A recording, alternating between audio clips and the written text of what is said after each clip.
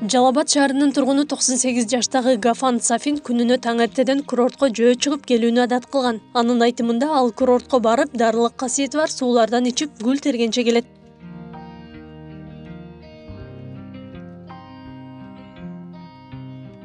Гафан Сафин жубайы Ханифа Сафин менен 65 жылдан бери бирге түтүн булатып келе жатышат. Түгөйлөр узак өмүр сүрүүнүн сыры сүйүү менен эмгекте деп билдиришет. У него все работают. Ал аябай эмгекчил, электрик, мастер, столяр. Эмне кылса дагы колунан баары келген. Эмгекти өтө сүйгөн келбеттүү жигит эле. И был очень красивый. Каарман Гафан Сафин улуу атамекендик согушка катышкан ардагерлердин бири. Ал бир катар эрдиктер үчүн медалдар жана ордендер менен сыйланган. Өткөн согуш күндөрдү көзгө жаш алуу менен эстеп, мындан ары тынчтыктын болуусун каалайт. Я служил 3-чү гвардиялык полкунда кызмат кылдым. Биздин дивизияда 3 полк болгон. Бизге тылда да, майданда да өтө кыйын болгон. Согуш бүткөндө биз учкучтар да кыйладык.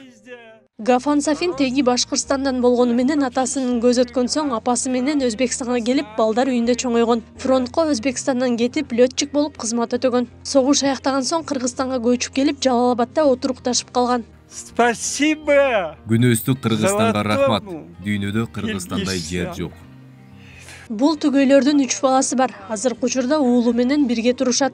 4 жыл бою согуш отун кечкен аксакал бүгүнкү муундун жашоосун, балдардын шыңыр күлкүсүн көрүп, жеңиштин жемишин сезет. Бүгүнкү күндө тилегени өлкө тынчтыгы жана мамлекеттин бүтүндүгү.